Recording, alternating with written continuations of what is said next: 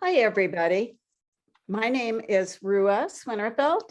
I live on the unceded land of the Abenaki in Vermont, part of Sustainable Vermont, a transition initiative, and have been involved in repair cafes for quite a while.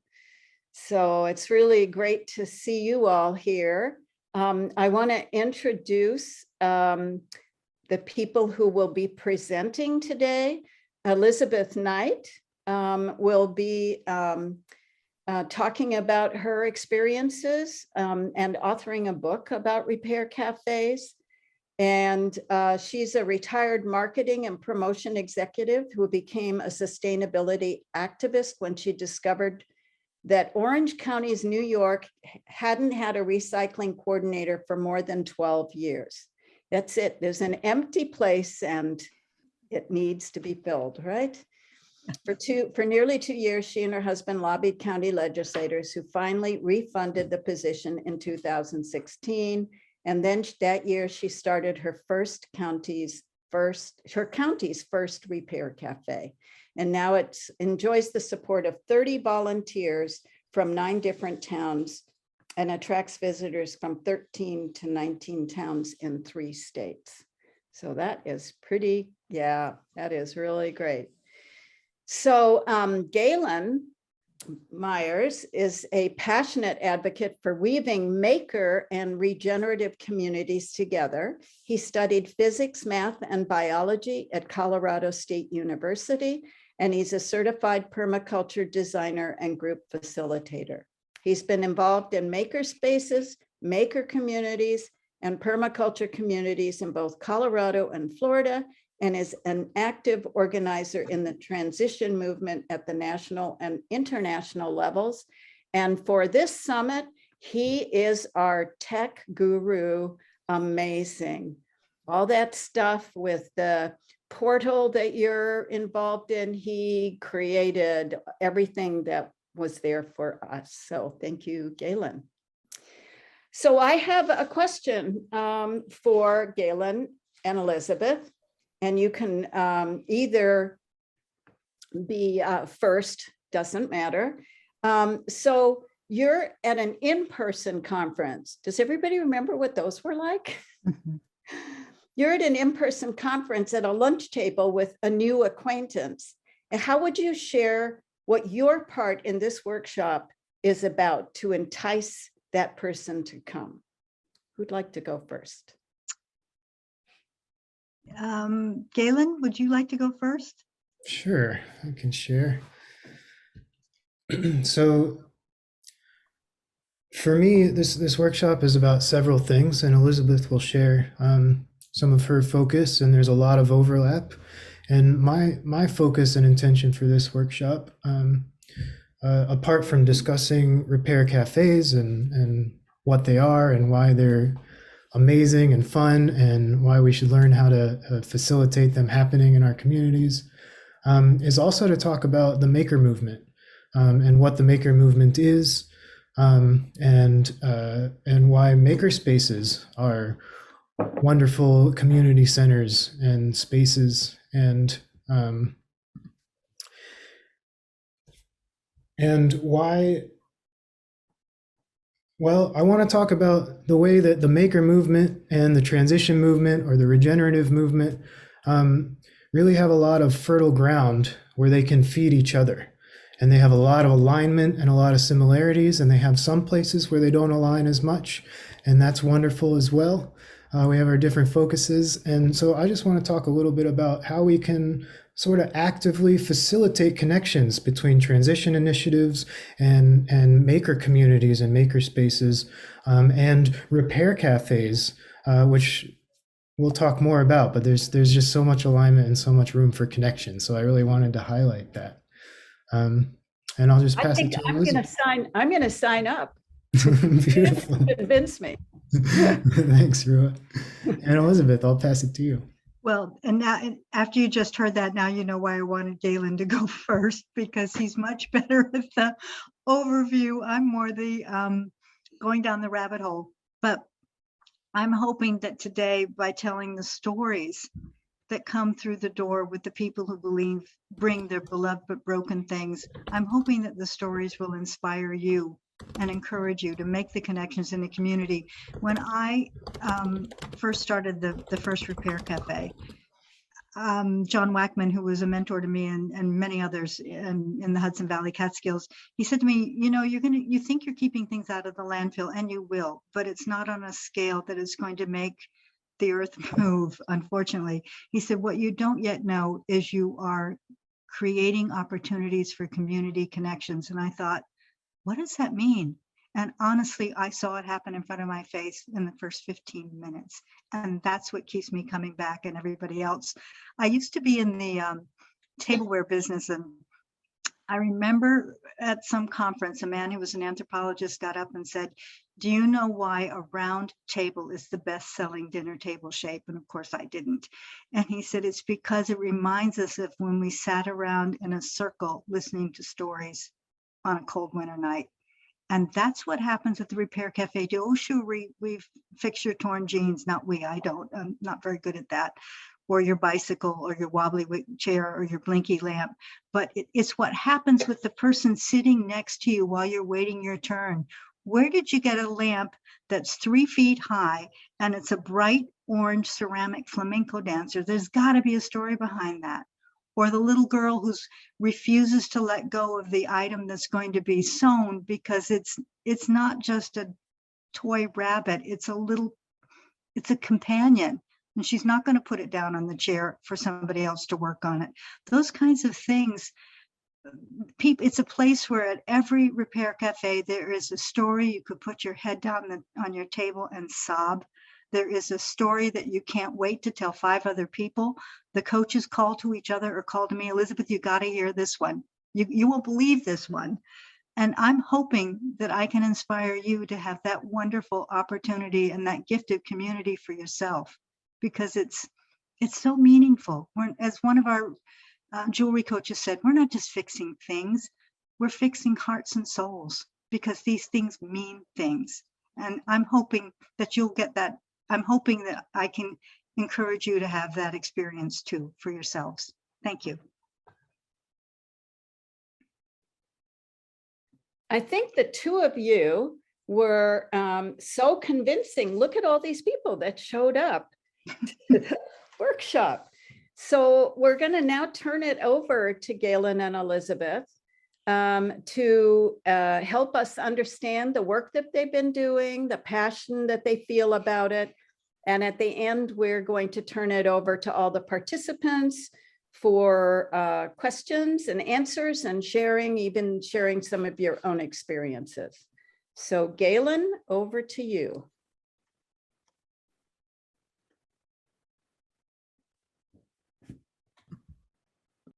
All right, thank you. So I'm just going to start by sharing a little bit about the maker movement. And now I have the right screen.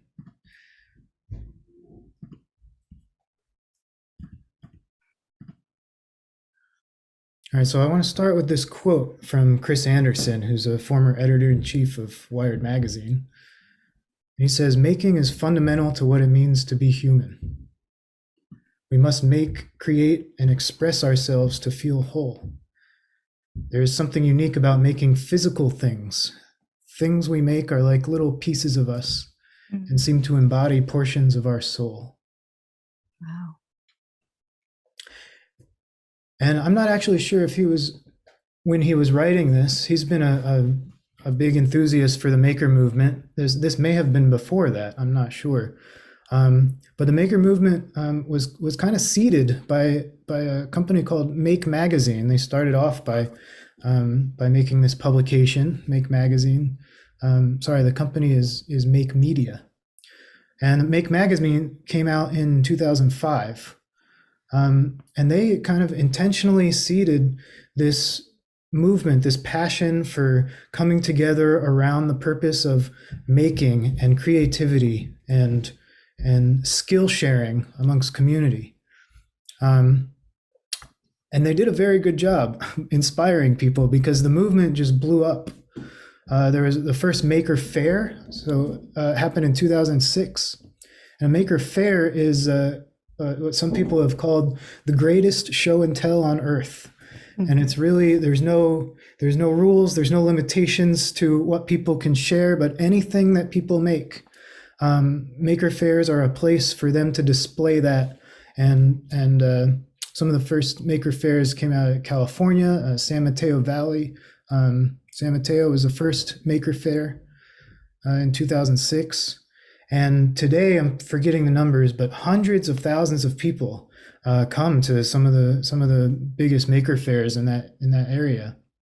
And there's an estimated 2,000 maker spaces around the world.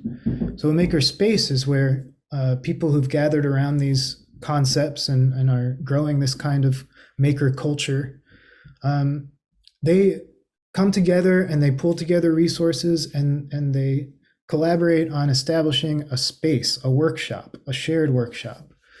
And they collect tools and they collect people with skills, and they make a nurturing space for creative projects to happen. And maker spaces, just like transition initiatives, are grassroots, totally self-organized things, and very diverse. Many different kinds of maker spaces with many different kinds of focuses. Many of them have woodworking tools and maybe metalworking tools. There tends to be a big focus on electronics in many maker spaces. They kind of go hand in hand. The movement goes hand in hand with hacker spaces. It's another term. Hacker spaces tend to be a little bit more focused on the electronics and computer software development and things like that. But there's so much overlap, and I've been to many places. You could call it a hacker space, you could call it a maker space. But so ever since this movement got started, like I said, it's been blowing up. And there's a good chance that if you look in your community, you might find a maker space, or you might find a community of people that share different spaces with this kind of intention. And I want to kind of spend the rest of my time, I can share just a tiny bit. I've been involved in maker spaces in Colorado is where I first got connected with it. And that's where I landed a job, because at the Maker Faire in Loveland, Colorado, is where I first heard of a 3D printer manufacturing company. They make the Lulzbot 3D printer, which is pretty well known in the maker community as entirely open source software, open source hardware, which means all of the intellectual property is given away for free to the public from the company, because of this maker culture, this idea that we should all be able to do it ourselves. If you can't repair the thing, if you can't make your own version of the thing, then you don't really own it, is part of the culture. So I got connected with the maker movement in Colorado, and I learned a lot from some really amazing organizers there. And I learned a lot about community building. So there's a lot of similar skills with the transition movement, where there's a big focus on community building and organizing spaces and learning how to facilitate kind of cross-pollination around lots of different diverse interests. Because maker spaces will attract artists, they'll attract engineers, they'll attract all sorts of creative people.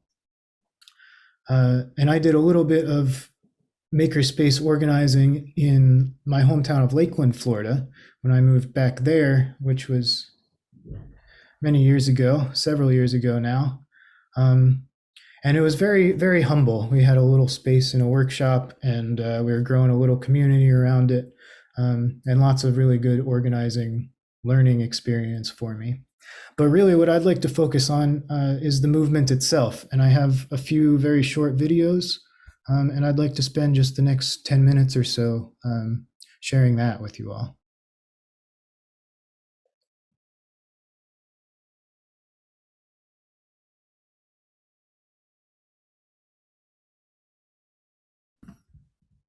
All right.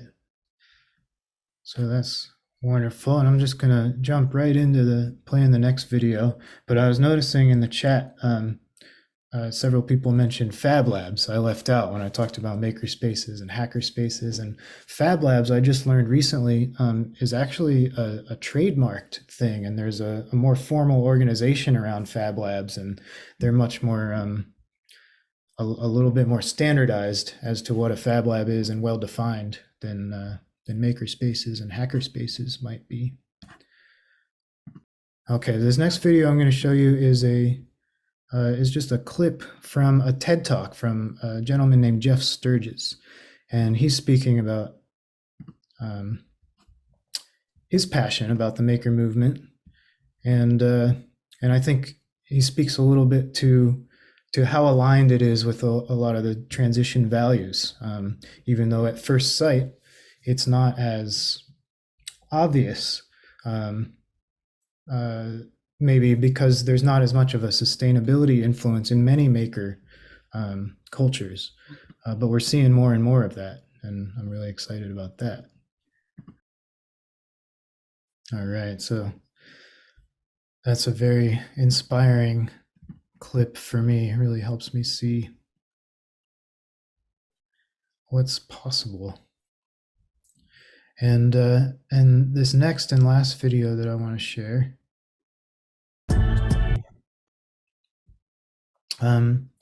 this is a gentleman named Marcin Jakubowski, and well, I'll just play the video and let him speak for himself. But I just want to frame this as, you know, I feel like he has a tremendous amount to offer, and there's also, you know, a lot of us in the transition movement can watch this stuff and feel how there's kind of the sustainability aspect missing from it. But I just want to focus on how much these movements can feed each other. And I think that this is really inspiring in that context.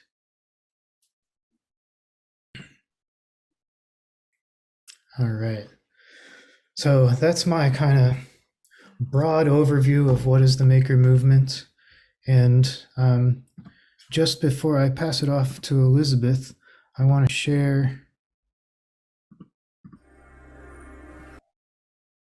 a little bit about, so maker spaces and maker communities that sometimes have maker spaces and sometimes they don't.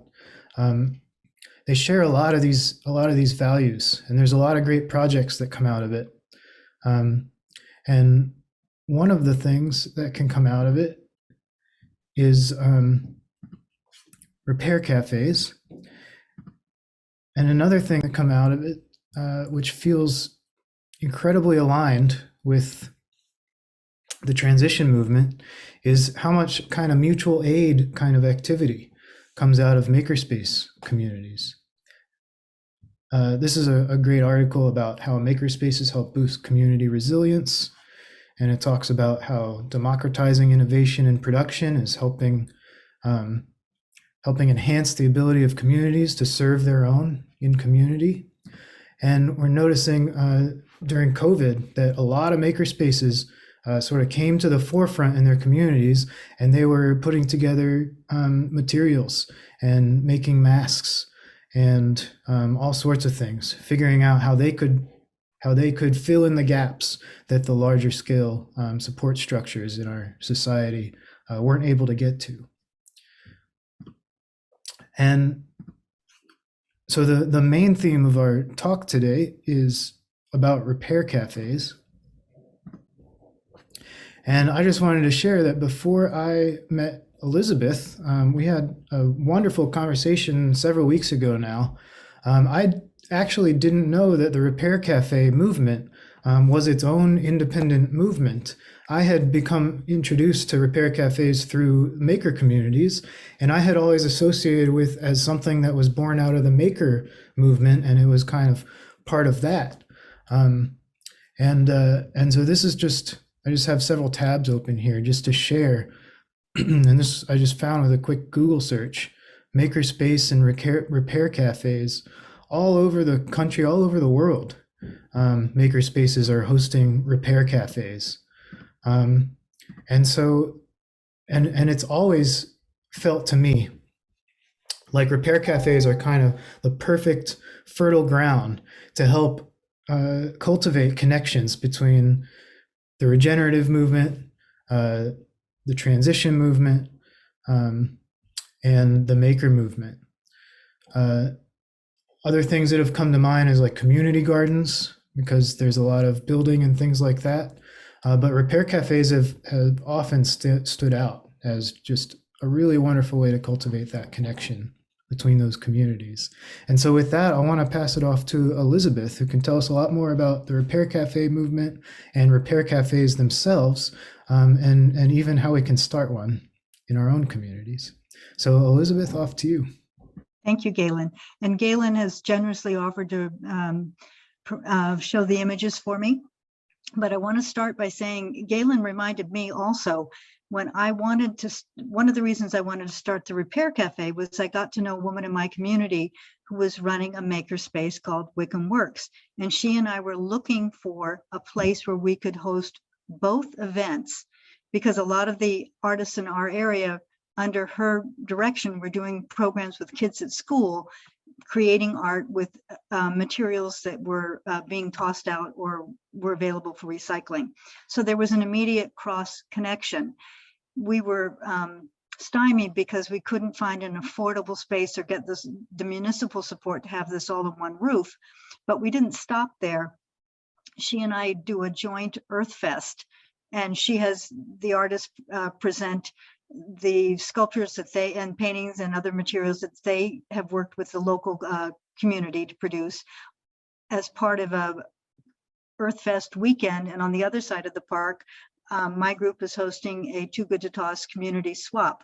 And the really wonderful thing about it was two of the men who do the bike repairs for our repair cafe crossed both sides of the little stream that separates the basketball court from the other side of the park. So they were donating items that couldn't be used that were then being turned to art right across the park. So the way of original thinking, communicating, bringing people who seem to be at the opposite ends of, well, what is this all about? It's about community. It's about realizing the resources you've got right in front of you, and the creativity and the fun and the connection that comes when you combine those people and those thinking. Okay, so Galen, whenever you're ready, we'll start with the first slide.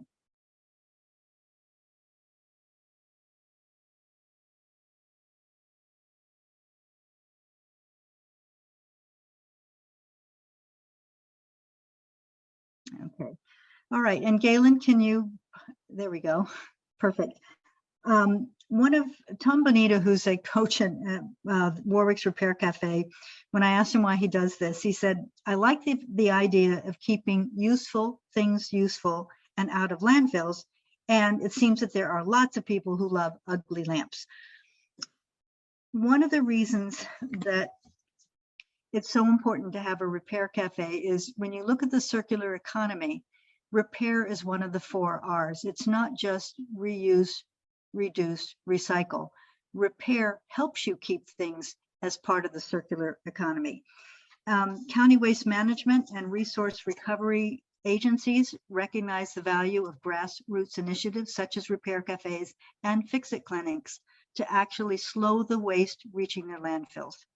Next slide, please. This is Martine Postma. She is a Dutch journalist who had written about sustainability issues for a number of years. And she said that after the birth of her second child, she was walking down the street one day in Amsterdam and saw a bunch of stuff that had been kicked to the curb, and went over to examine it and realized that most of it wasn't that broken. A chair with a wobbly leg, a torn textile, a lamp that it wasn't standing up straight. And she thought, these things can be fixed. Why are they being thrown out? She had a friend who had a movie theater, and she asked the gentleman if she could use the lobby of the movie theater as a one-off to hold a repair cafe. And her goal was to, quote, bring repair into the local society in a modern way, to preserve and spread repair knowledge, and to promote social cohesion by bringing together neighbors with very different backgrounds. She started an official Repair Cafe Foundation in 2009 in Holland, and today there are 2,178 repair cafes in 36 countries. And there are about 180 in the US now. All right, may we have the next slide, please? And this is why we called it a repair cafe. When Martina did it, she set it up so that people could have free coffee or tea. The picture with the gingerbread house is run by a friend of mine, Jill Padua. This is taken in Narrowsburg, New York. Jill was a caterer. And if you can read it, it says the menu, they've got hoagies and salads and baked goods and a price on it. Coffee, tea, and water is free. Snacks are free to the people who are volunteers. For other people, they ask a donation. And you can see two little girls getting into it on the right. Next slide, please. Now, Galen, I'm seeing a black square in the upper right corner. Am I the only one? Thank you. The gentleman in the front, I'm sure most of you recognize, is Rob Hopkins. And this was taken at in Pasadena, California. Pasadena, California was the first transition town sponsored repair cafe in the entire US. Therese Brummel of the Arroyo Seco network of time banks and Transition Pasadena read about the concept in the New York Times in 2012 when Martina Postma had been interviewed by the Times. And Therese saw this as an opportunity to quote, "The idea of keeping stuff out of landfills and raising awareness about decreasing consumerism deeply appealed to us." Next slide, please. This is John Wackman. He also read the same interview with Martina Postma in 2012, and John founded the first repair cafe in New Paltz, New York. And for many years, until John's untimely death this past January, he was the coordinator, communicator, and cheerleader for repair cafes in the Hudson Valley, the Catskills, the Capital District of New York, and he's also was encouraging several of them in the nearby neighbor of New Jersey. John mentored me when I was starting my repair cafe. I had been to one in a neighboring town. There wasn't one in our county, and I needed to know some specifics about how to approach it, and I called him up cold. When I actually got the repair cafe started, because of my background in marketing, and I wanted to make sure that the volunteers knew how much they were appreciated, after every repair cafe, I would do a little write-up about how many people came, where they came from, what kinds of things they brought, how many we could fix, how many we couldn't. And usually there was some wacky or strange story to tell. And one day out of the blue, John called me and said, "I don't know if I've ever told you this, Elizabeth, but I've had a book contract for about a year to write something called The Repair Revolution, How Fixers Are Transforming Our Throwaway Culture." And he said, "I need your voice. I want the stories and I want the data that you're providing in the follow-up reports." So the rest was history. Next slide, please. And through John, I met Ray Fow of Transition Framingham. And John, Ray, and our partners' spouses all took a road trip to the Rhode Island School of Design to see a program that they were doing about repairs over the centuries. And Ray, if you don't know him, is a former school teacher, software engineer, and a self-described general fixer. And the thing is, he's usually so busy making things run at his repair cafe that he doesn't have time to fix things. He founded the second repair cafe in the state of Massachusetts. And he also helped start many of the other 30 free repair cafes, Fixit Clinics, and other repair events in Massachusetts. And Ray's 16-year-old grandson started a repair cafe in a makerspace in Pennsylvania. Next slide, please. So in the sense of, well, who hosts repair cafes and where are the connections? Warwick's second repair cafe was held at the Love Local Makers Market in a community building. And it was on Thanksgiving weekend. And I asked my friend Melissa, since we can't get a permanent place to put together the repair cafe and a makers market, could we do it as a pop-up? Of course. So this is Suzanne and her husband, Brian. He is a lawyer. She is a jewelry maker and a craftsperson and an entrepreneur. The day of this particular repair cafe, we only had the space for a limited amount of time because a band was coming in and there was going to be a party. Most of the makers had, the market had closed, and Brian had taken his things out to the car, and Suzanne was cleaning off her table. And a woman walked in and she was very upset. She had said she'd been driving around for 45 minutes, her GPS wasn't working, she couldn't find our repair cafe. And she was holding a silver chain in her hand, and she said, I have to have this repaired today. And I said, I'm really sorry, but Suzanne's already packing her car. We've only got another 10 minutes before the band gets the space. And the woman said, no, you don't understand. I have to have this thing fixed today. And I said, well, there's a jewelry store right down the road. And she said, I don't have money for that. And I looked at her and I said, what's really happening here? And she said, the chain holds a small engraved vial with my grandson's ashes, and I have worn it ever since his funeral. And she said, I cannot be without this. Please, can you help? So I turned to the band and I said, you've got to give us a little time. And I went flying out to the parking lot and got Suzanne and said, we've got an emergency. Suzanne brought the tools back, sat down.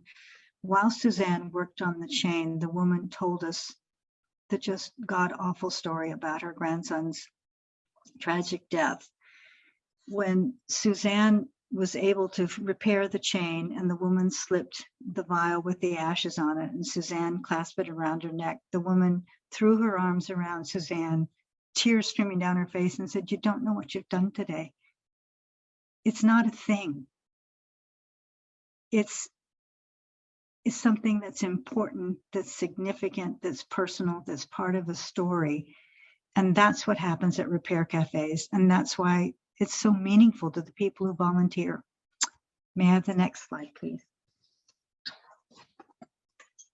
Okay, so what kinds of places other than maker spaces host repair cafes? Well, libraries such as the Dobbs Ferry Public Library in New York, that's part of an association of the Riverstown Repair Cafe, they're hosted by the public library, as are many. And why do libraries champion repair cafes? It's because it's a place to have like a makerspace where there's an opportunity for hands-on learning. It's not just that you check out the book or you sit and look at the video. It's an opportunity to roll up your sleeves and get your hands dirty and actually make something happen.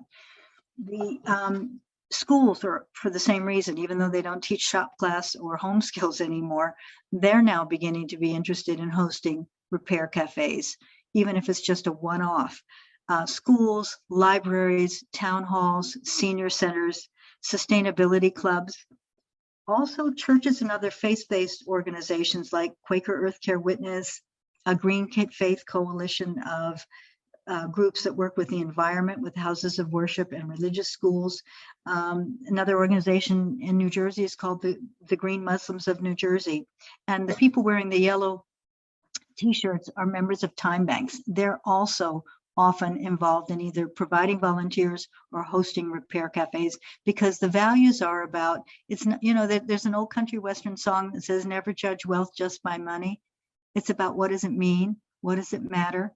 How do you use it? They really get it. They understand that it's part of making themselves a free community space where people can come in and bring the things that they love and depend upon and work with somebody to learn how to keep them useful. Next slide, please.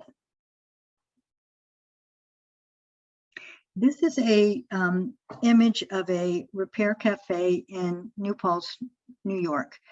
The NBC nightly news crew visited this repair cafe, which was run by John Wackman, and journalist Harry Smith reported, and I'm going to read you the quote, "The idea is exquisitely simple. Neighbor helping neighbor, we marveled at the meticulous, painstaking care that goes into every repair." Next slide, please. What kinds of things do they bring?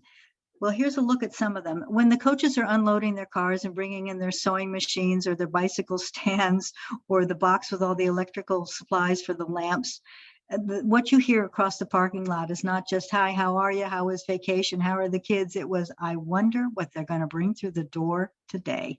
And here's just some of them. Okay, next slide, please. I actually got an email that said this: "Thanks for all you do for our planet. Will the zipper lady be there today?" The zipper lady happens to be Deanne. She's a retired high school marketing teacher for advanced placement kids. And when she retired, she started her own business doing custom baking, mostly fancy lollipops and fancy cakes. And then she also has a repair and a tailoring and an alteration business. And I met her when I needed something fixed before the Repair Cafe. When I explained the idea to her and told her how I was going to go about it, the first thing she said was, "You know, what we could do is X, Y, and Z." And Deanne is really brave, and she handles a lot of the more difficult repairs, which are zippers. You can't keep a zipper box big enough to have the specific kind of zipper that everybody brings to the door. But Deanne has discovered that half the time the problem is just that the zipper is locked. It doesn't need to be taken out and repaired. So because of her expertise, she's the zipper lady. So I get this email, "Will the zipper lady be there?" And it's not just the zipper lady. It's everybody who volunteers their skills, attempts to repair something with the person. Here, the woman is showing this how to actually make the bobbin work with the guy who brought the sewing machine in. You got the two people with their heads together with the vacuum cleaner. And sometimes the diagnosis is as simple as replace the vacuum cleaner bag. But there's a gentleman named Charles. His email includes the words "the tool dude," and he's part of the Transition Howard County Repair Cafe team that meets in a variety of locations so they can serve a variety of people who live in different circumstances and different neighbors. And he said to me, "I keep telling people about the amazing amount of cat hair that I've pulled out of vacuums." Next slide, please. Now, lamps are the most popular item brought in for repair across the country. In Europe, it's a particular kind of a coffee maker, but in the US, it's lamps. We had a woman's bring in I told you the story about the woman who brought in the lamp and said, "I don't want to go to Target because I don't know what's wrong with it." Half the time, what's wrong with it is it needs a new plug, or it needs a new switch or a socket, and those things are easily fixed. We keep a repair box where we have the most requested items that all of the coaches can use. And if somebody needs a particular thing and they don't know what they'll often bring a part, but it's not the right thing, or it's the wrong light bulb, or that's the wrong kind of switch. And we're able to offer them to be able to buy the part on the spot for what we paid for it. Repair cafes are not about making money. Nobody, not the organizer, not the volunteers, makes money. There is a donation jar to fund things like the repair box. So we've got a list of supplies right in front of you. And we were able to buy snacks for the coaches. Peter Mui of the Fixit Clinic once said, if you really got to feed the coaches well, really good pizza is important. You want to keep them coming back. But next slide, please. Oh, and somebody just said in the chat, what was the Europe's most common item? It's a particular kind of a coffee maker. So in addition to lamps, the small electric teams also fixes a lot of fans, toasters, blenders, radios, record players, clocks, irons, even keyboards and guitars if you're lucky. Okay, next slide, please. Now, I realize this says teddy bear, and that doesn't look like one. We see a lot of teddy bears. Warwick has a woman who has her own business. Get this.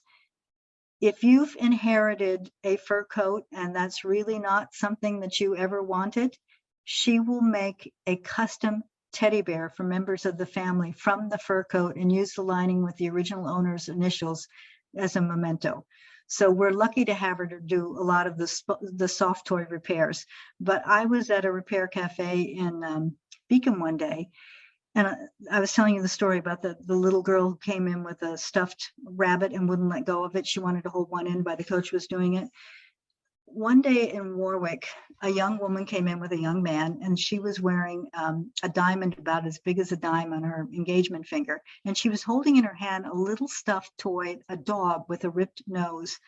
And her fiance told us the story behind the dog while it was being repaired by Joan, the teddy bear maven. The story was the young woman was born prematurely, very prematurely. So prematurely, she wasn't expected to survive. She was in ICU, in a neonatal ICU, in a isolette, and her parents wanted to give her the sense of that they were there to protect her. So they bought her this little toy stuffed dog and passed it through the hole in the isolette. Obviously, she did survive. She is getting married. She has a live dog who ate the nose off of the stuffed toy dog. So that was brought into being repair. When I was starting the Repair Cafe, I remember the Chamber of Commerce said to me, well, aren't you concerned you're going to put people out of business? They should just go buy something new. You can't go buy that dog. There's only one. You can't go buy the pair of lamps that stood on Grandpa's bedside stand that you've now inherited. You don't get that at the store. And when the woman who asked me that finally came to Repair Cafe, she said, now I understand. Next slide, please.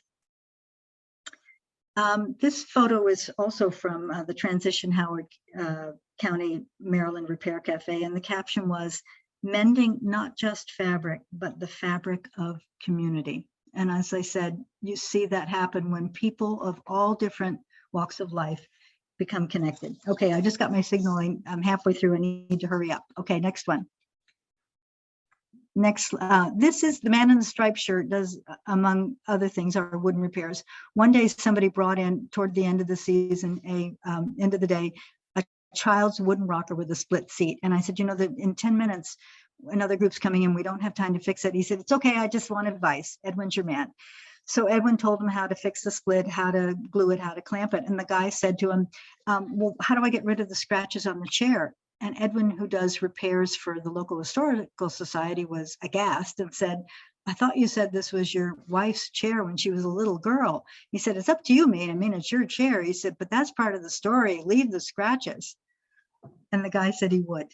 Oh, and on the way out, he put 20 bucks in the donation jar. I said, we didn't fix it. He said, the advice was priceless. Now I know what to do. Next slide, please. Families volunteer. The man in the middle, those are his two twin boys and his daughter, and he's an IT specialist, and he brought all kids in. They come to every Repair Cafe when they're all three available, and they diagnose with a problem with digital devices. And his wife is an artist, and she volunteers with the sewing team, and she said, the Repair Cafe is one of the reasons that I moved my family from New Jersey to Warwick, New York. Even if I change one person's outlook on consumerism or turn trash back into treasure, I feel I've made a difference, so I keep coming back. And the whole family comes. Okay, next slide, please. And speaking of kids and what they like to do, this is like many Repair Cafes, we have a kids take it apart table.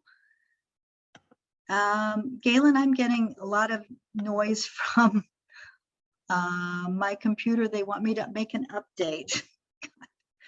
So I'm looking at part of the picture, but things that are deemed dead and done, like a shrieking, smoking hairdryer, the coach said, take it to the kids take it apart table, where the adults will take the plug off of it, hand the kids little screwdrivers, and walk them through how to take it apart themselves.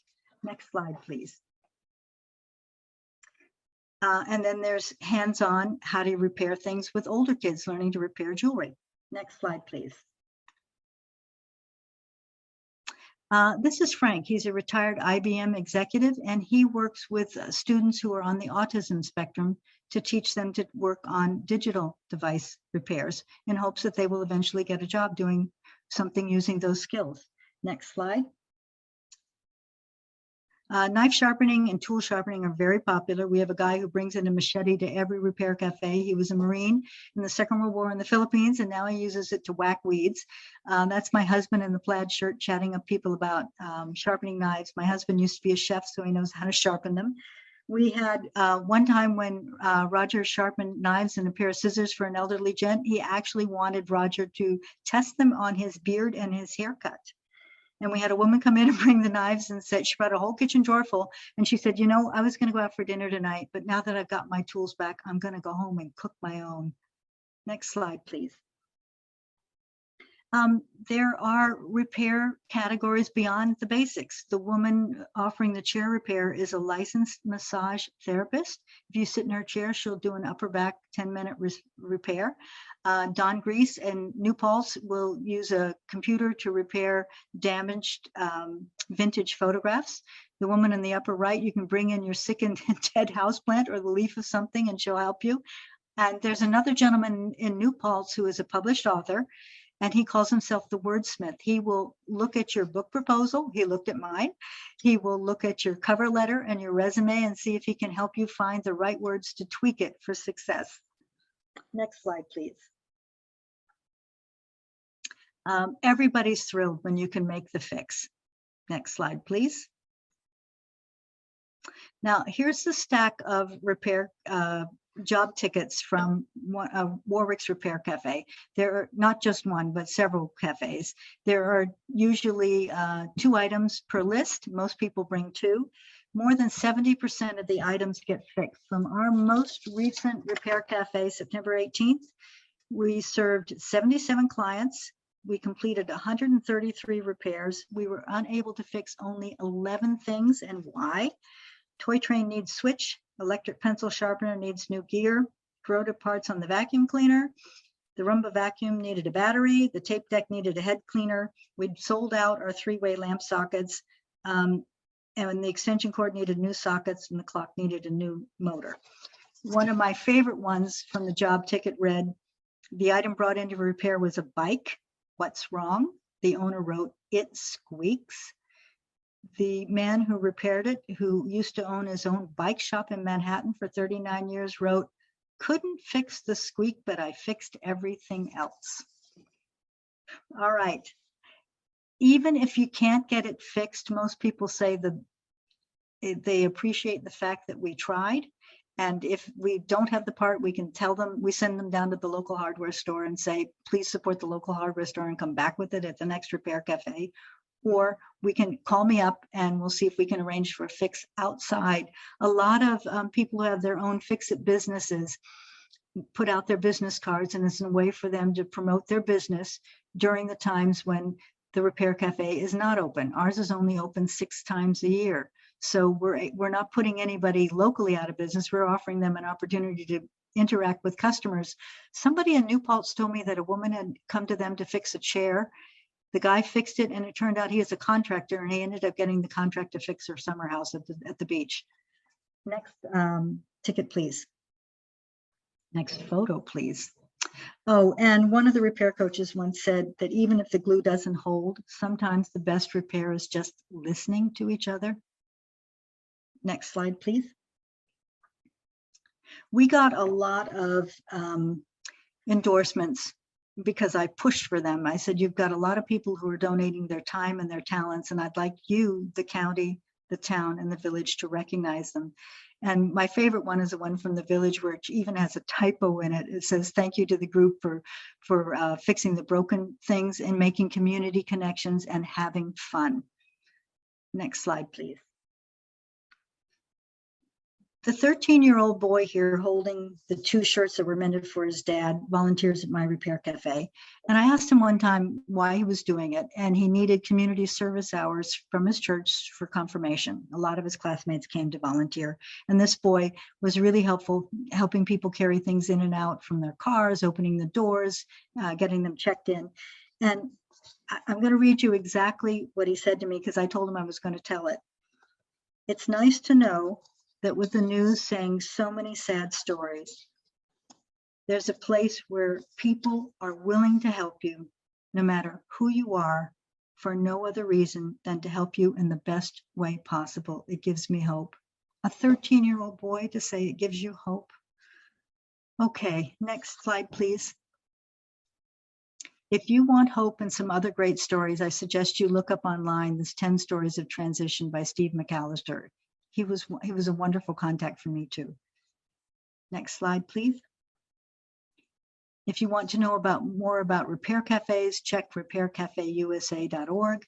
There's a listing there for Repair Cafe TV in North Carolina, where you can look at videos about fixing things that were done when we couldn't meet. These were done online during COVID.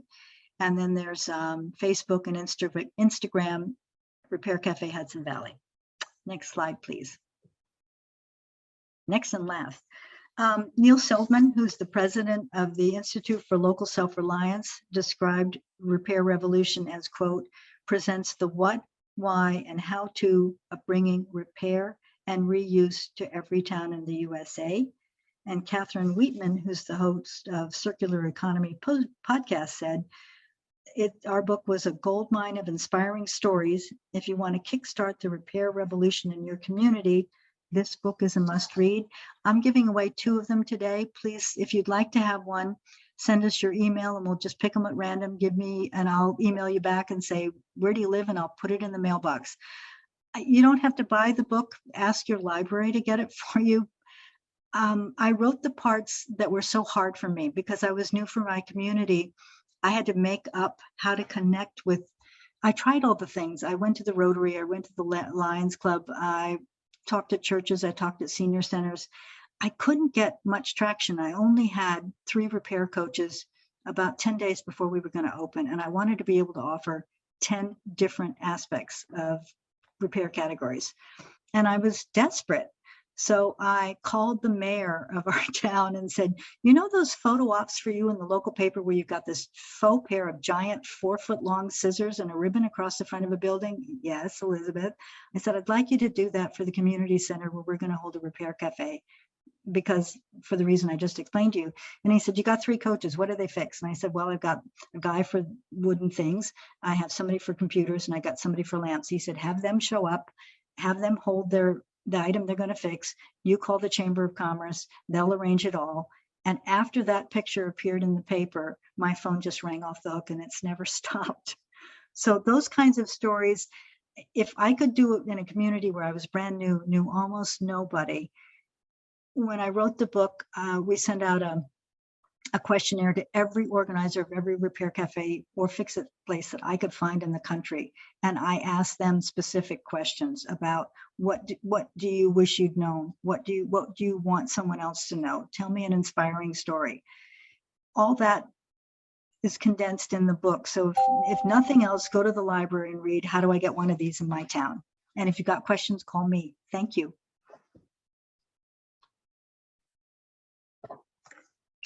Okay. Thank you so much, Elizabeth and Galen. Very inspiring.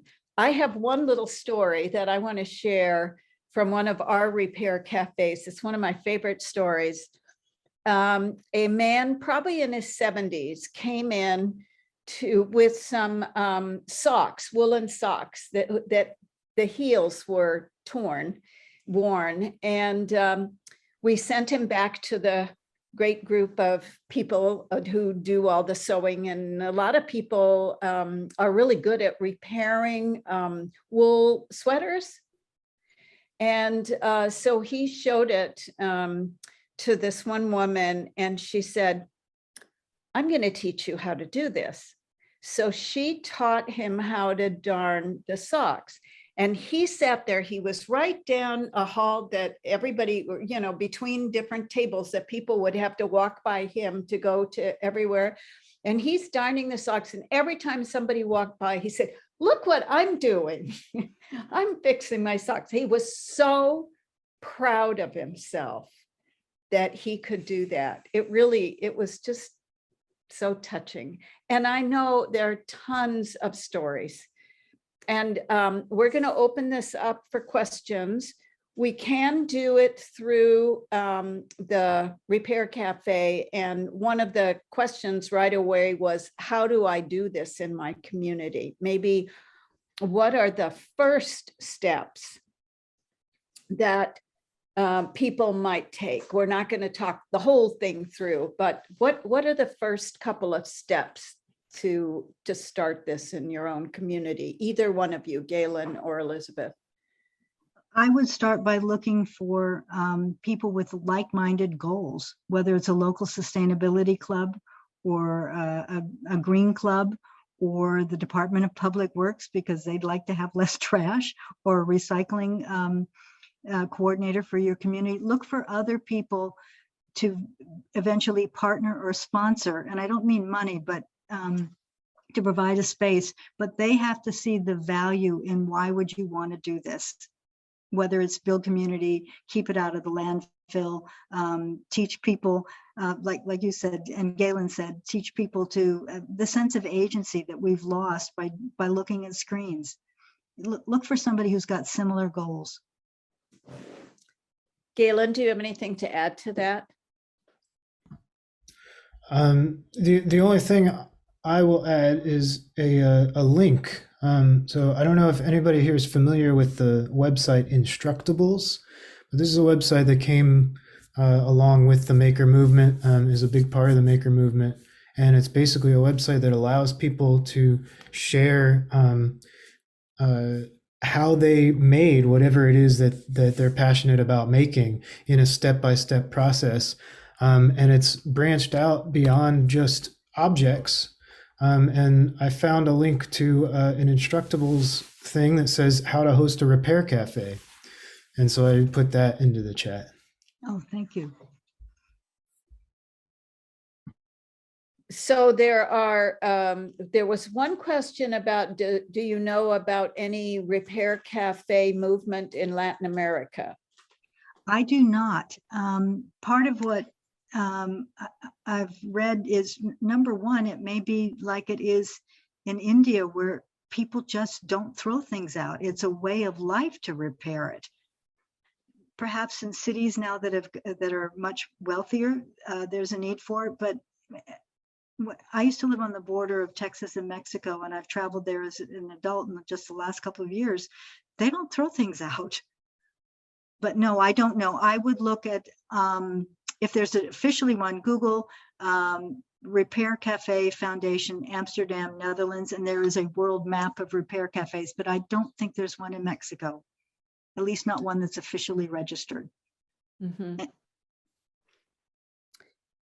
Another question was, how have you been hosting repair cafes during the pandemic or maker spaces? Either of you, Galen? Or Elizabeth? Elizabeth, you want to start with that? Okay.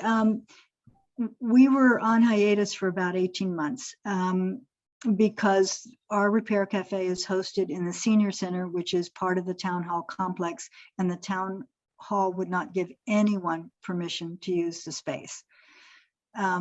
So some repair cafes in the Hudson Valley in the spring and the fall were held, even early summer, were held outside in parking lots, in parks that had sort of a pavilion with electric outlets. Don Fick, who is a repair cafe organizer in Greensboro, North Carolina, held a fabulous session of Repair Cafe TV series where people would pre-register and talk about what it was that didn't work. And then they would be put in touch with a coach who would say, these are the tools that you need to assemble, and we'll go on a Zoom together and I'll kind of walk you through it. It's just becoming, we're just opening up again. Our first one was held back inside the senior center, which was required by the county and the town. If you were going to go inside the building, you had to wear a mask the entire time you were in there, which is why we also didn't serve snacks at the cafe. We put some things outside for the repair coaches, but we didn't, we weren't able to, it wasn't business as usual, for lack of a better word.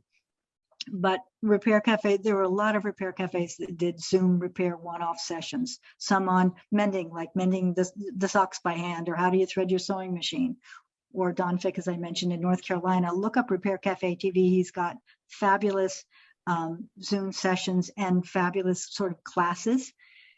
online that you can still use.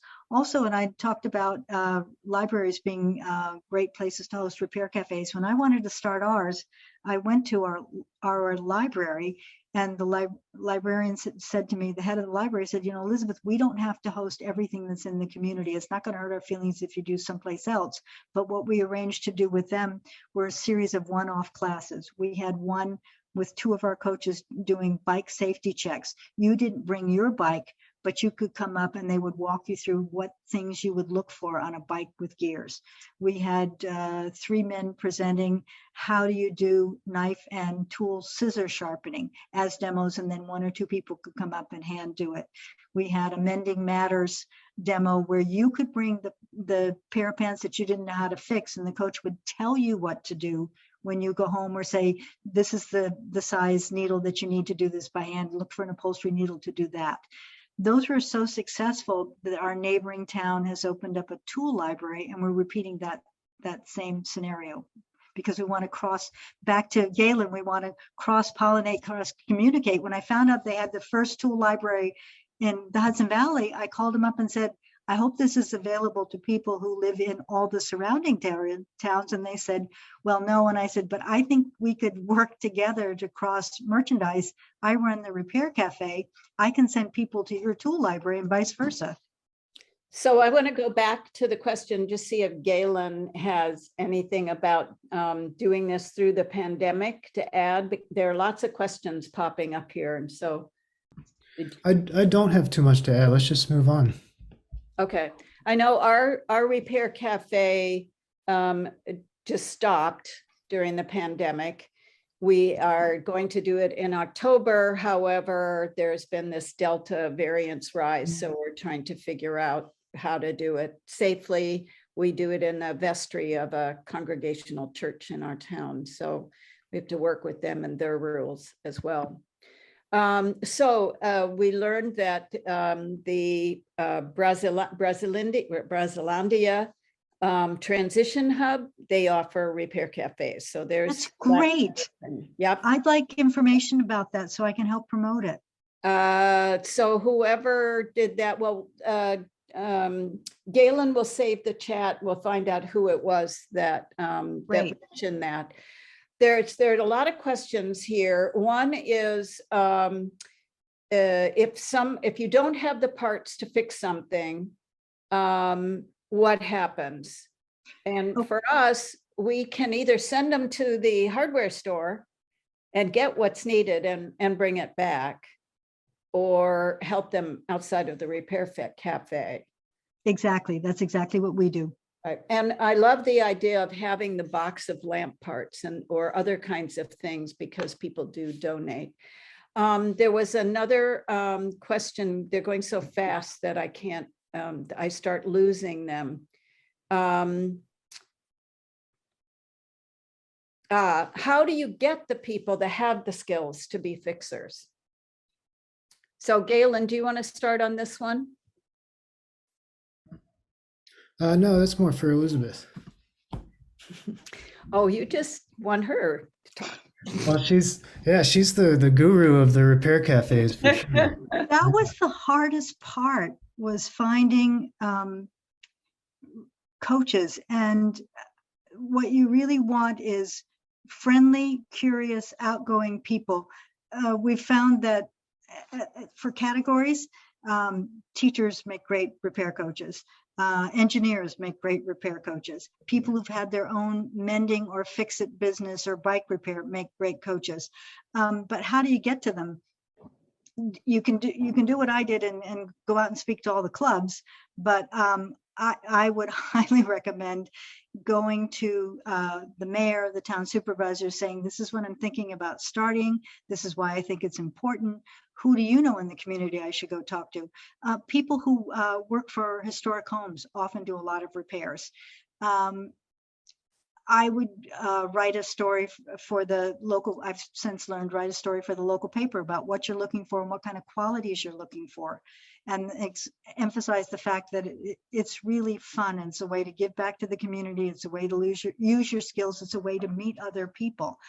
And one of the things that happens is when you go to a repair cafe, even if you just have a minimum team to start, once people come through the door and see what goes on there and start talking to the people behind the tables, we found that if somebody, second or third repair cafe, people would just start walking in and saying, this is great.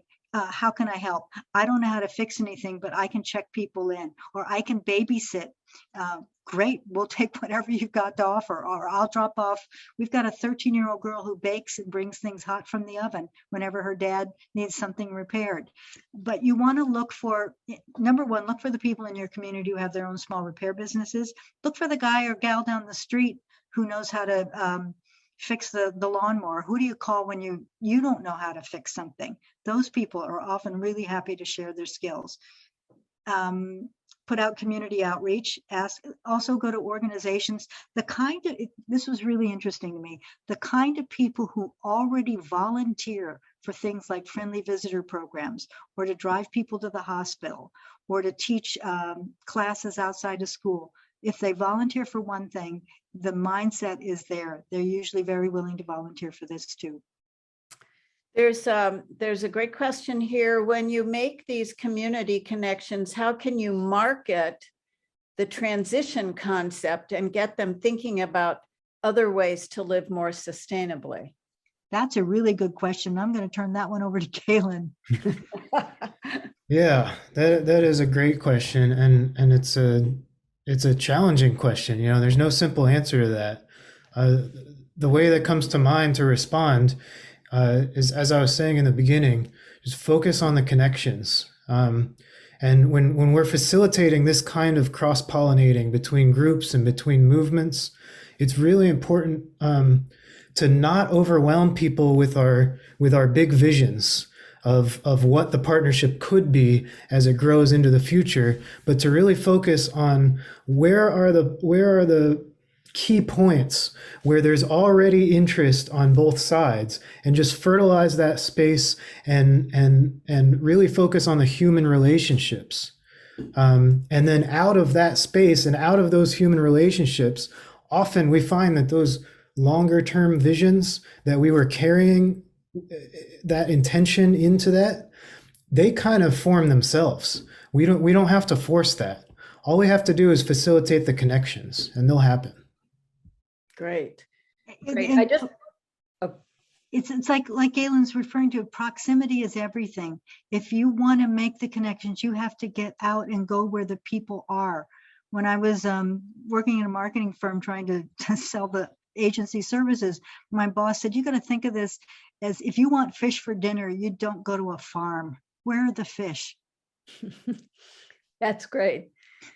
So I just want to say that Louis here can fix probably anything, and he loves that challenge. But when we host the repair cafes, he's the sharpener, because he loves to teach it, and he's given sharpening skill offerings so that people learn how to do it themselves too.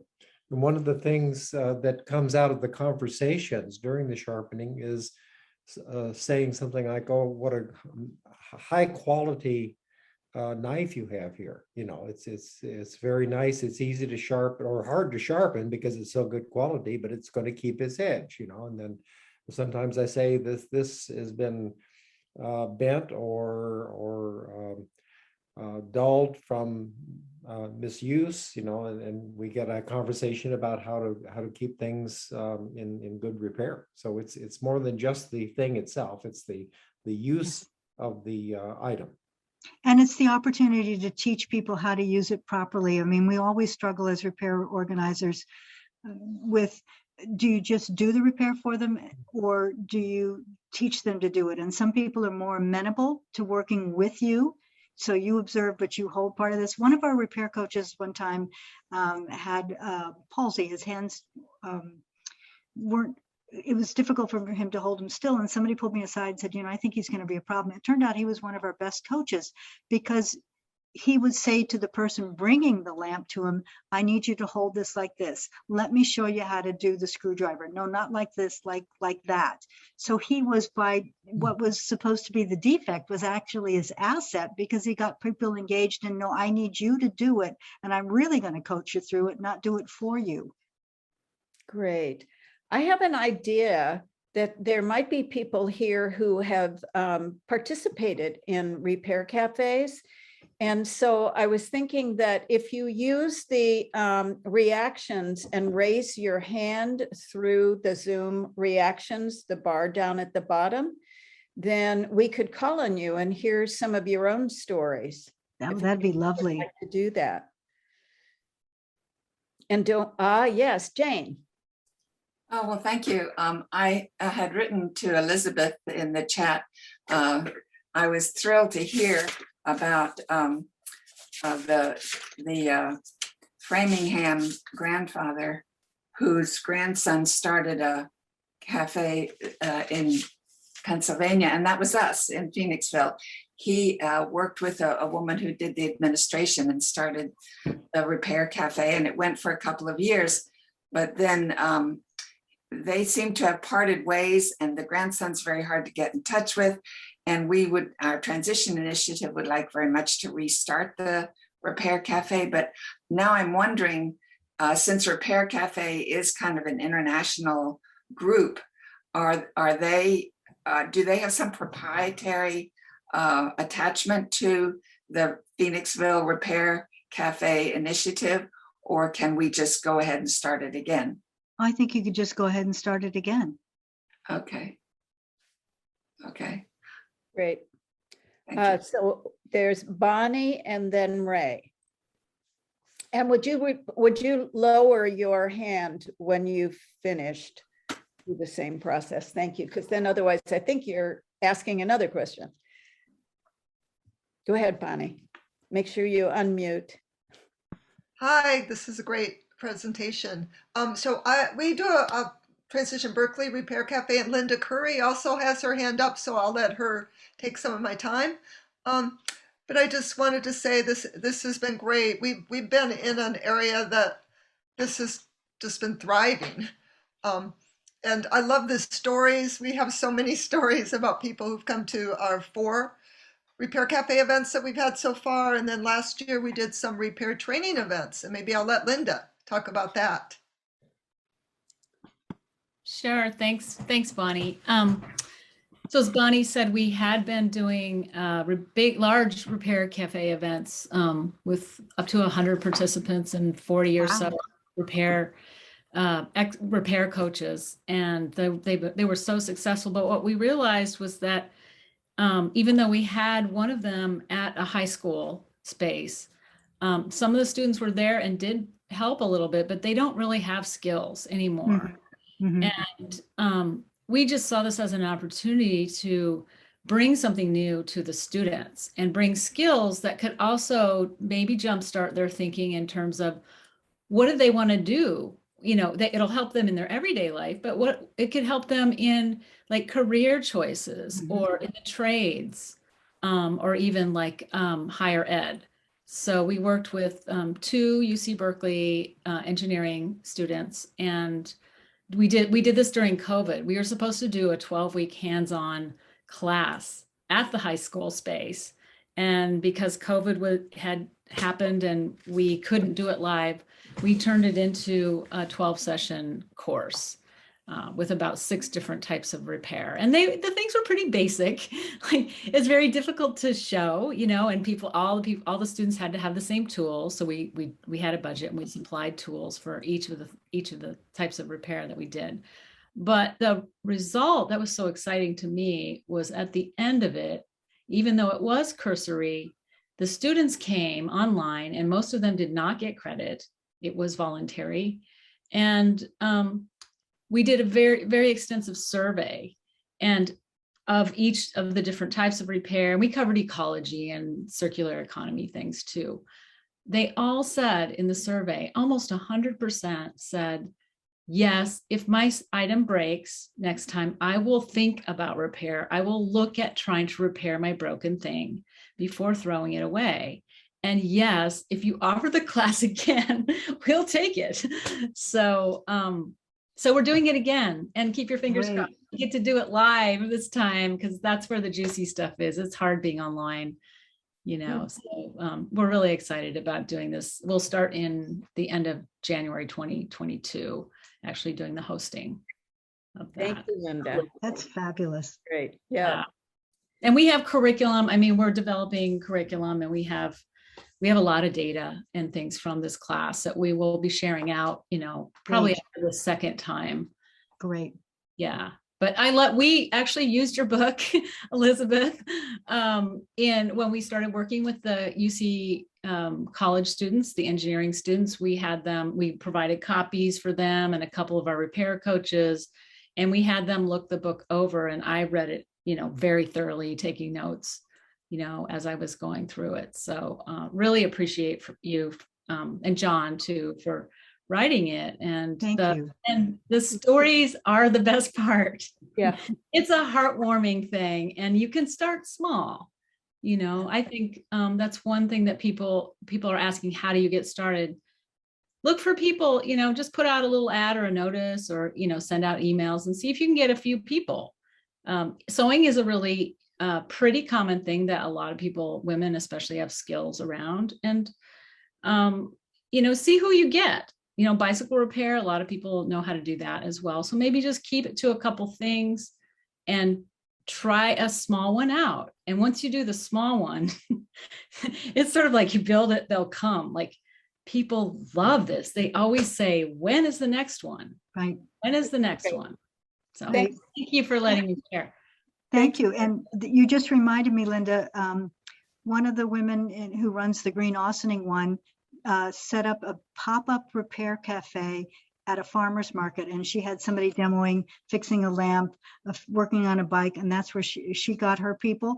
And there was a woman in Connecticut who took a booth at a town fair, and they had a banner where they were spelling the words repair cafe, and she was having members of the public sit and stitch a button on to spell the words, and that's where she got her promotion.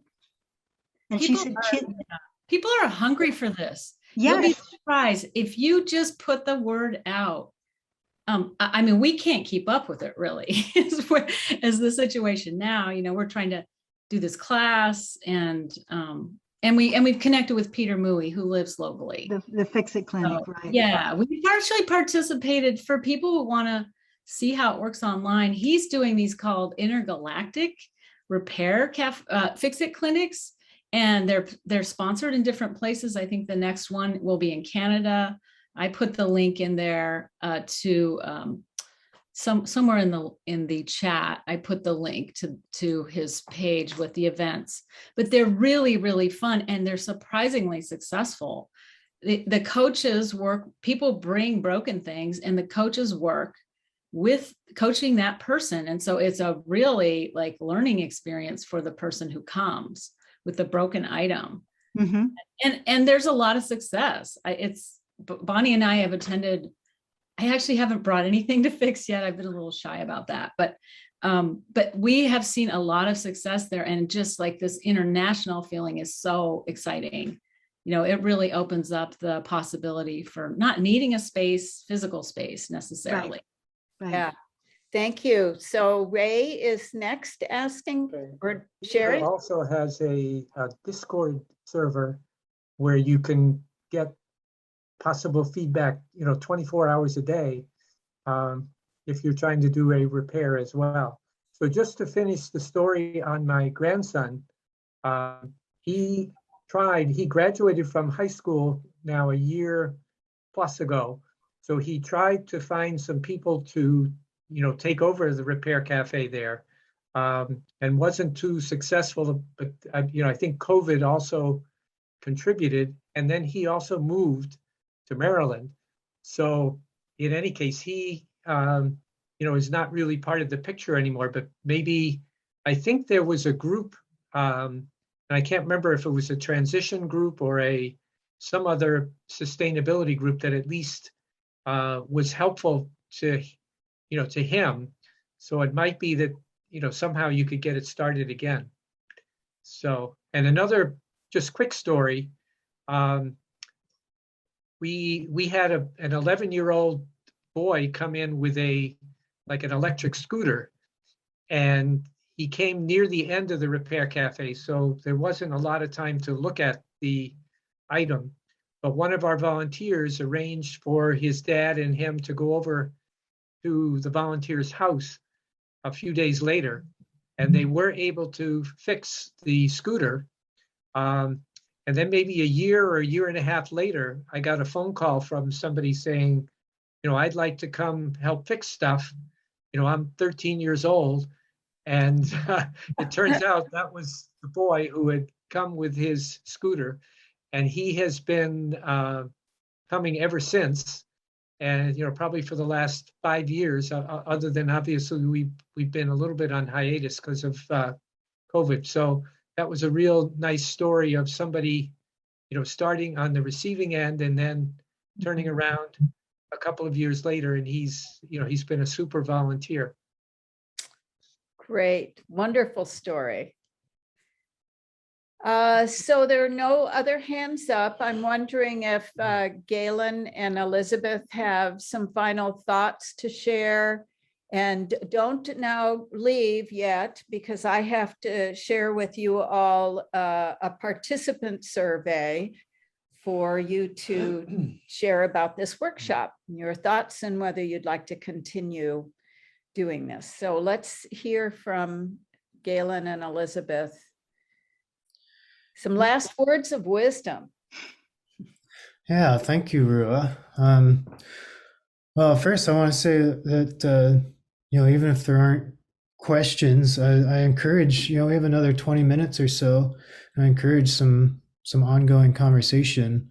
And I did notice a question in the chat that had to do with what do people do when they can't fix things? I think somebody said they assume that it needs to go back to the owner and they have to take care of it. And that stirred me thinking Elizabeth was sharing about working with this, I believe it was a city, and diverting stuff out of the landfill and the amount of stuff, and there's a process that you form there. Elizabeth, do you want to talk about that some? Well, if something can't be fixed at the repair cafe, sometimes it's because we don't have the tools or the time, and it can be fixed outside the repair cafe. If you're asking me about what happens, you mean about how to recycle it appropriately? Because that changes based on each municipality has different rules. In our area where I live, we commingle. It's one bin for all of the recyclables, but the problem is when you put bottles in with a pizza carton, you can get the pizza carton wet and then it's not recyclable. But I live 9 miles from New Jersey, and they do they separate things out by categories. So I've got a bunch of bins in my garage, and I recycle. I called up and said, honestly, I don't live in New Jersey. I live in Warwick, but I separate my recyclables into various categories. May I bring it? Yes. And what's happening is they're able to sell it because it's cleaner. All of this got started because the places that used to take, quote, foreign trash, which is what the Chinese called what we were sending out on container ships, China didn't want it anymore. So then we were suddenly faced, well, what are we going to do with all this stuff? Well, start by repairing it, and then which helps keep stuff out of the landfill. And if you can't repair it, at least see if you can break it down into bits that can either be sold or recycled appropriately. But basically, recycling, they've been doing it for 40 years, and it's not as effective as repairing and using what you've already got. A lot of what we were told about recycling, they don't in fact recycle. It just goes to a landfill. It goes away, but not really. I don't know if that's a very sensible answer, but if only 7 things out of 133 weren't fixed, I think we did a pretty good job. What you do with the stuff that doesn't get fixed, look for a makerspace. Somebody can take it apart and make it into a piece of art also. Great idea. I noticed that Ivan has his hand up. Ivan? Yeah, sorry, my camera isn't working for some reason, but so I actually asked that question, and my concern was that, you know, at the end of a repair day, clinic day, that you didn't end up with a pile of junk that you couldn't fix, and then you're no. responsible for getting rid of that. So No, absolutely not. We state on the job ticket that if you bring it in, you take it out. perfect, You have perfect. to Thank take you. it home. We're not responsible for that Good. because we That's can't be. right. The recycling containers outside the senior center would be overflowing. And once that happened, we wouldn't be allowed to use the space again. No, if you bring it in, you take it out. If we can't fix it, then it's your responsibility to dispose of it appropriately. And if you don't know how to dispose of it appropriately, we tell you, here's the website for the recycling coordinator. Call and ask him where to recycle that. Okay, thank you very much. You're welcome. Yeah, and I noticed that Linda Curry said, usually we have found that not many things end up not achieving some level of repair. Yes, And that has been our experience as well. yes. And I noticed, and I'm sorry, I don't know, pronounce your name, Kami or maybe Cami. She was pointing out that that take it or leave it programs are often integrated with maker spaces, and a lot of maker spaces will collect, especially old electronics tend to be collected there, and they have different ways that they repurpose parts, and then what came to mind, you know, could be connected with that. I haven't seen this come out of real world situations yet, but a lot of sustainability folks, transition minded folks, regenerative minded folks are using trash for architecture and building walls and then smothering it in cob and stuff like that. And so With plastic bottles and things. exactly. Yeah. We have a business near us that is very careful about taking electronics and taking everything apart and doing everything they can to not put any part of it in a landfill, either into recycling or being reused, repurposed. Yes, Tom has his hand up.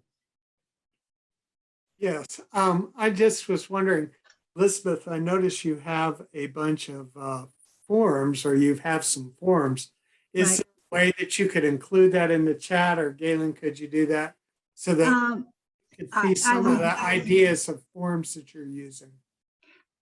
I could send a PDF to Galen when we're done with the chat, and you could see them.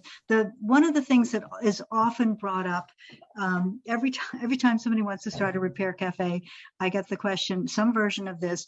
Well, what happens if somebody brings in an XYZ and the coach fixes it, and then the person takes it home and plugs it in and burns the house down? Well, first of all, that's never happened.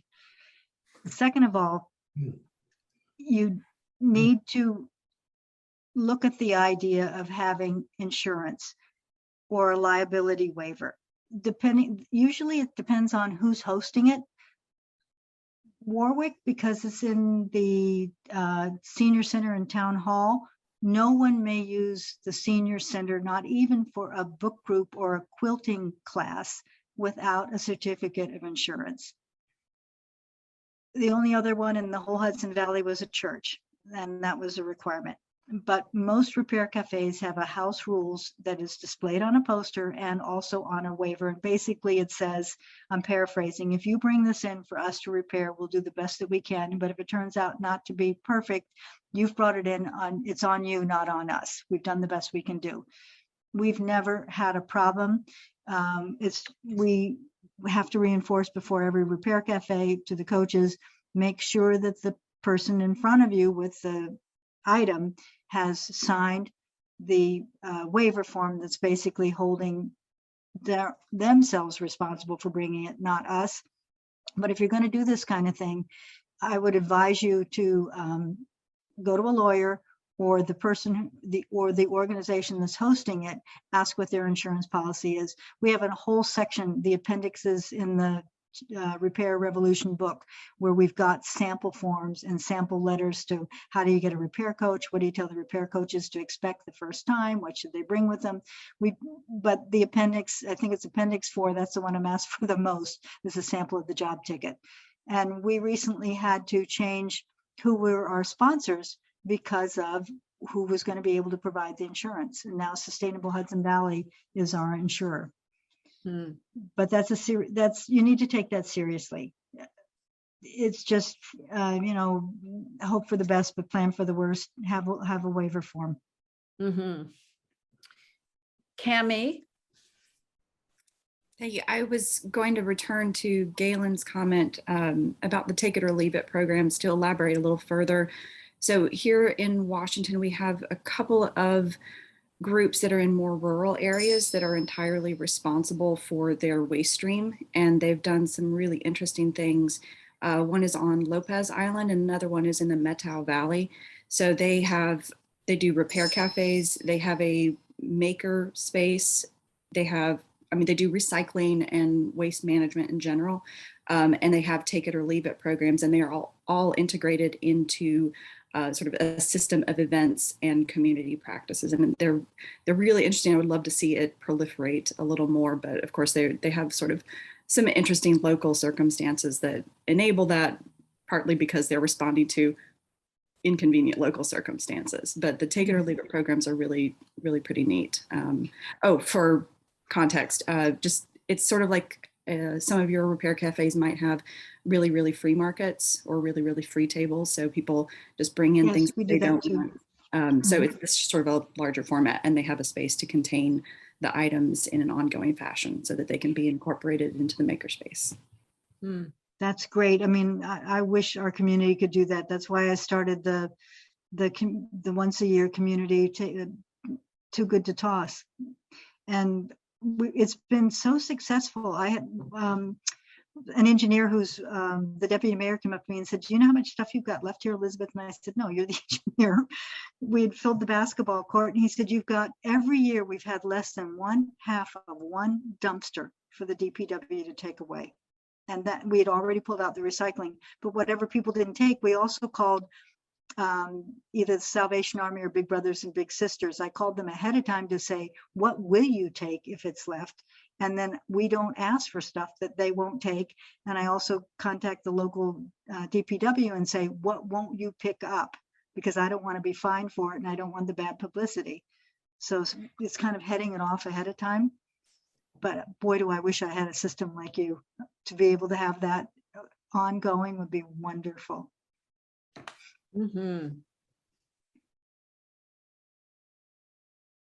Any other thoughts? Anything more to add?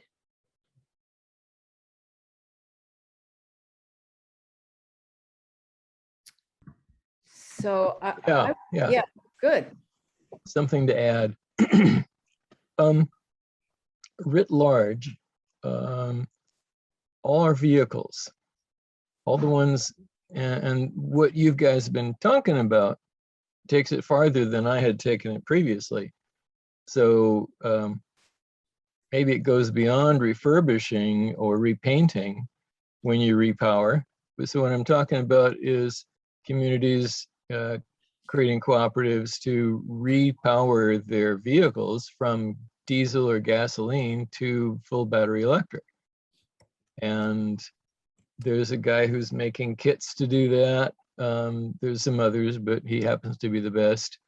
But what I'm realizing now is that it could go deep. So like it could be more like Cuba, where you're diving deep into the car, and anything that, say that something that's rusted out could be a piece of steel, could be patched onto it. It could actually be repaired to new condition. Then it gets batteries that are 3 to 7 times the capacity per kilogram of today's batteries, and maybe a solar skin, or you put a solar over the parking or on the house, that 48% efficient solar thin film that you use to power the thing, and you have extra batteries that are stationary batteries. So you collect the sun during the day and charge it at night, whatever. And but the idea that we could actually stop 80% of the buying of new cars, and we could simply repair and refurbish our old cars and trucks and buses, and it'll all be viable. So I would say it's going to be probably 3 years before we would see a systematic creation of the parts for converting cars. But I think that by late next year, I'm planning to help have 8,000 trucks converted, because otherwise they won't be able to go to work after the end of the year, because of carb regulation that kicks in at that point. So we can actually do this to the whole society. And if we put both the solar and the vehicle conversions happening, we finance them both, pay for it out of savings over time, and when you're done paying for it, you're home free. You've just eliminated 25% of your cost of living, because you've just stopped buying electricity, 10% of your, buying energy, 10%, and buying or maintaining vehicles, 15%, or operating vehicles. And those numbers are good for the United States averages, and in the rest of the world, the energy part is 15% also. So that's 30% instead of 25% in the rest of the world. So this can create a new renaissance. Fabulous. Thank you. Thank you, Yeah. Mark. Thanks for that, Mark. Yeah, there's a concept that a lot of the maker movement is talking about, and they're starting to call themselves the movement, the fourth industrial revolution. And the idea behind that is that we're coming to a place where the tools of production are starting to enter a form of democratization that we have never seen before. And so what used to be necessary in order to prop up the standard, what we think of as a standard quality of living of an industrial society, we're starting to be able to replace elements of that on a community scale. And right now it's very piecemeal, but it's happening rapidly. And I think there will be a tipping point once the technologies start increasing to a certain point. And that, well, I'll stop there. But that's a lot of the thoughts underneath the kind of open source ecology concepts that was in one of the videos that we saw today. Two of those tipping points. One is vehicles, electricity, energy, electric conversion kits, but electric motors and batteries and solar. The other one is that we've got 100 years, more than that. We suppressed the indigenous ways of managing our forests and fields, and they know how to do it right. And it's overgrown right now. There used to be spaces between trees, and it made it good for big game, and it made it good for big game hunting, stuff like that. But what I'm getting at is the idea of thinning, of them choosing what trees to thin and thinning the trees deliberately to the old standard to get a baseline from which they can safely use fire the way they used to hold the rest down.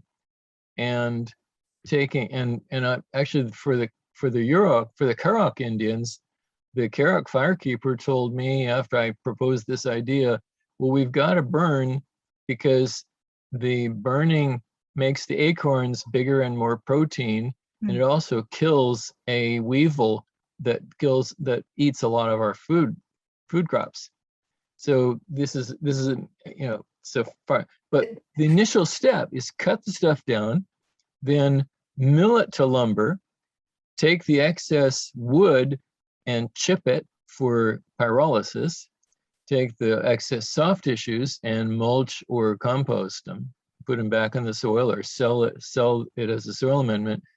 But the key here is that what I'm trying to get to about a tipping point is that if we take hundreds of millions of trees that are excess or dead, and we put them through a pyrolysis practice, and we come up with biochemical feedstocks that can replace petrochemical feedstocks, and then we do a crafting, let's make plastic things like the old Bakelite stuff that'll last forever, that'll last a lifetime and be worth keeping for a lifetime. So we do, and that becomes part of the maker movement. So we put all that together, and we use the biofeedstocks to make the plastic, to do all that stuff, and that prevents them using the petrochemicals for that, and it basically kills off the distribution channels for petrochemicals. At the same time, we're killing off the distribution channels for fossil fuels as fuel, period. Mark, thank you so much.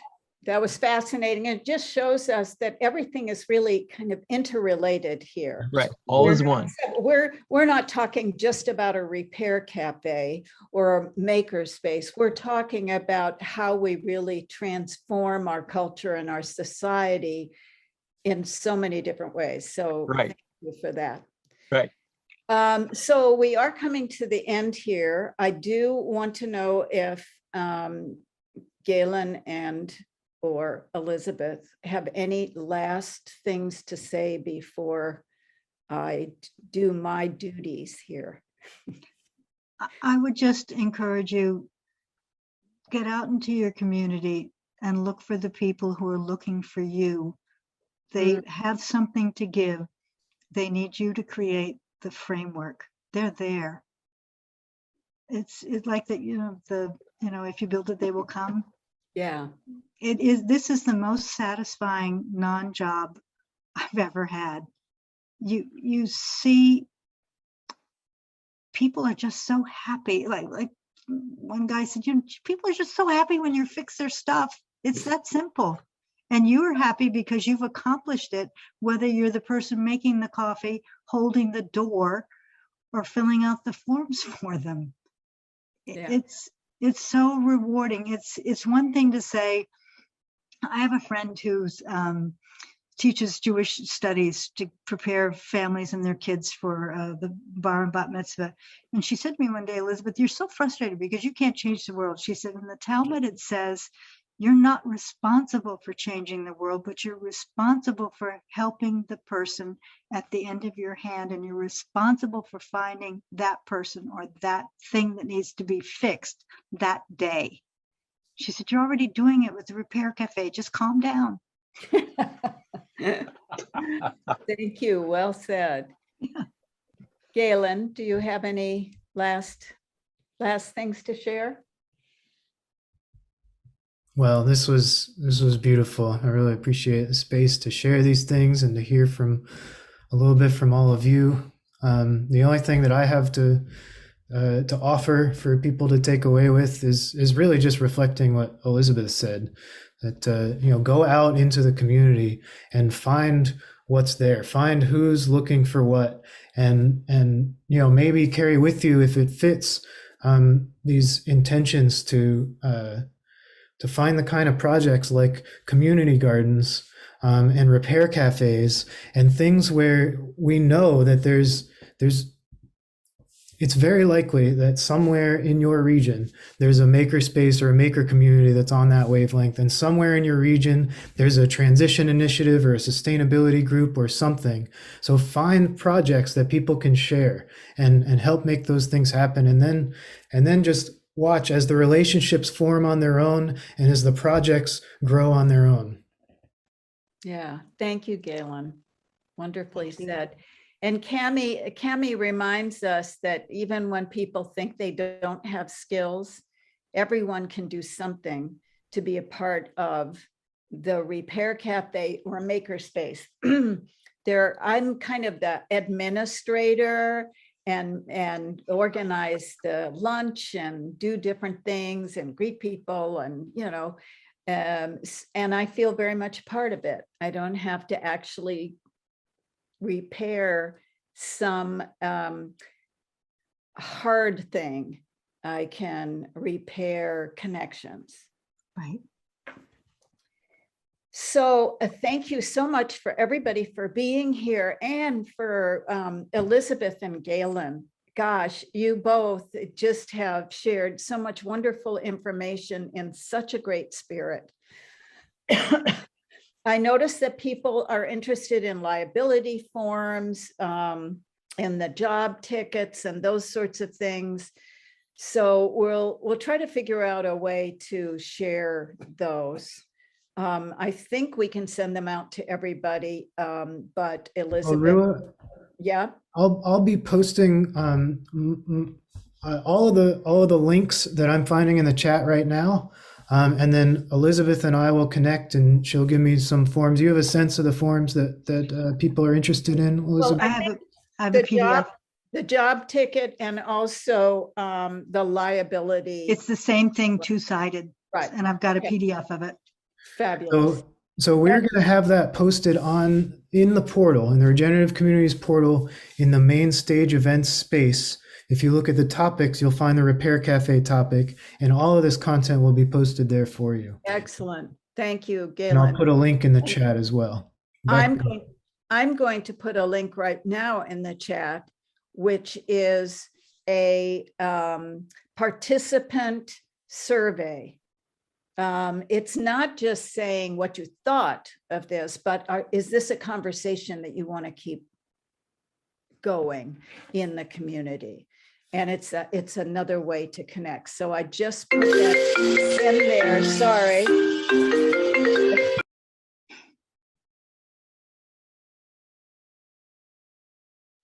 You're muted now. I muted you, Rua. You have to click it Muted me. again. Well, thank you very much. So we'll also be mailing this out, but it would be really great if you take the few minutes to fill it out. And you were going to put in a link, Galen, to Yeah, a link to the main stage events space okay. where you'll find all this other content. Well, thank you, thank you, thank you. Much gratitude for this. I know that everybody else has appreciated it as well. And I have to prepare for another workshop. My goodness. So, Thank yeah. you both, Ruth and Galen, for everything you did to facilitate this for me. I really appreciate it. All righty. Thank you, Elizabeth, Okay. Thank and you. Rua, and everybody. Great session, thanks. Wonderful.